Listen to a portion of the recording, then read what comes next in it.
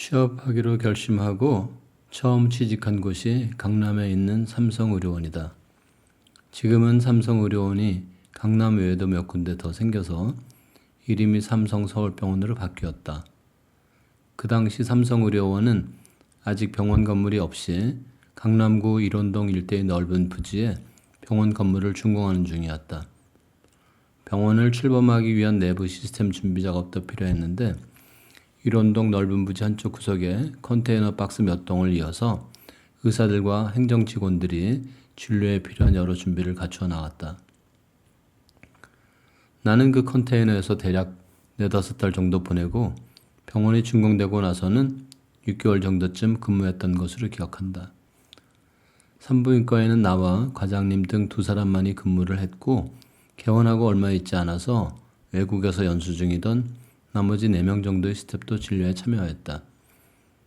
당시 삼성의료원은 의과대학과 따로 연결되어 있지는 않았지만 2-3년 내로 성균관대학교에 의과대학을 만들어서 부속 병원이 되는 것으로 알려져 있었다. 의과대학과 연결이 되어 있다는 것은 산부인과 의사이자 의과대학 교수가 된다는 뜻이기도 하고 그만큼 안정적인 직장이 된다는 의미도 있다. 나는 전임으로 가 있었기 때문에 일종의 계약직이었지만 1년 정도의 전임의 생활이 끝나면 병원의 정식 직원으로 채용될 예정이었다.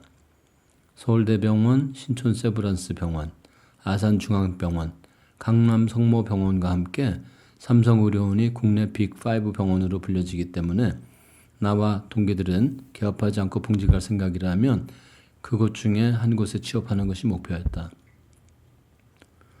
삼성의료원에서의 근무 기간은 비록 1년 정도밖에 안 되었지만 여러 가지 기억에 남는 일들이 있다. 당시 삼성의료원은 새로 생긴 대형 병원으로 아산서울병원이 근처에 있기도 하고 현대와 삼성이라는 국내 대기업의 상징과도 같은 기업체에서 운영하는 병원이라는 공통점도 있어서 삼성의료원으로서는 차별화 전략에 신경을 많이 썼다. 촌지를 안 받는 운동도 삼성의료원에서 제일 먼저 한 것으로 알고 있다. 의사나 간호사들에게 전하는 촌지는 대부분 좋은 마음으로 하는 것이지만 아무래도 막연한 압박감이 있는 것도 사실이다. 심지어 어떤 병원은 은근히 촌지를 강요하는 경우도 있다. 삼성의료원에서는 전 직원이 일체의 촌지를 받지 못하도록 하였고 촌지를 받은 것이 적발되면 인사상 불이익까지는 아니라도 눈치를 준다. 일종의 뇌물성 촌지인 제약회사의 리베이트도 일체 받지 못하도록 금지하였다. 그래서 어느 날인가는 산부인과 외래에 어떤 분이 소고기 선물을 두고 갔는데 누가 든 것인지 확인이 안 되어 반송도 못하고 그냥 그 자리에서 썩고 말았던 사례도 있다. 그리고 의사들이 진료하지 않을 때 근무하는 사무실은 시니어 스텝은 1인당 1방, 주니어 스텝은 2인이 1방을 썼다. 제일 막내였던 나는 동기와 1방을 썼다. 그런 사무실이 모여있는 연구동은 보안키가 있어야 들어갈 수 있도록 외부로부터 차단되어 있었다. 환자나 보호자 혹은 영업사원 등이 마음대로 출입할 수 있는 기존의 대학병원들과는 다른 구조라서 처음에는 상당히 불편했지만 영업사원들이나 기타 잡상인들을 상대하지 않아도 돼서 편한 점도 있었다. 전에 서부지방법원 조정위원을 할 때 잠깐 법원과 검찰에 출입한 적이 있었는데 아무나 들어갈 수 없도록 되어 있었다. 아마도 같은 맥락일 것이라고 생각한다. 제일 획기적인 것은 병원 전체를 금연시설로 지정했다는 점이다. 병원뿐 아니라 건물 내에서의 금연은 지금은 당연하게 생각하는 것이지만 30년 전인 그때는 병원에서 금연하는 것은 삼성의료원이 최초라서 직원들이 반발도 많았다.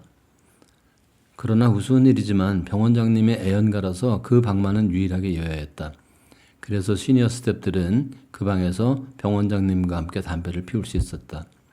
그분은 내과의 폐암 전문가였는데 폐암으로 돌아가셨다. 처음 시작하는 병원이라 아무런 준비가 없어 그곳에 근무하면서 산부인과에 쓰이는 많은 안내문도 만들었다. 물론 내용 초안은 내가 작성했지만 전체적인 디자인이나 글거리 선정 및 인쇄는 삼성그룹의 연계회사인 제일기획에서 담당자가 나와서 서로 상의해가면서 했다. 이때의 경험을 바탕으로 그 후 산부인과 의사회 활동을 할 때 많은 브로셔와 포스터도 제작을 하였고 내가 개인 병원을 개원하면서는 산모수첩과 아기수첩도 직접 만들어서 썼다. 아기수첩은 지금은 만들지 않고 정부에서 배포한 것을 쓰고 있지만 산모수첩은 그 후 계속 수정을 해가면서 지금까지 이어오고 있다. 산모수첩의 제작 경험과 노하우가 그 시절 얻은 거의 유일한 소득이라고 할 수 있다. 여하튼 나는 1년 조금 못 남기고 삼성의료원을 그만두었다. 이 글을 쓰면서 지난 시절을 돌아보니 대기업을 그만두고 나서 그만둔 이유와 그만두고 나서의 소회를 담은 글을 쓰거나 영상을 찍으신 분들이 있던데 지금 와서 보니 그 기분을 알 것도 같다.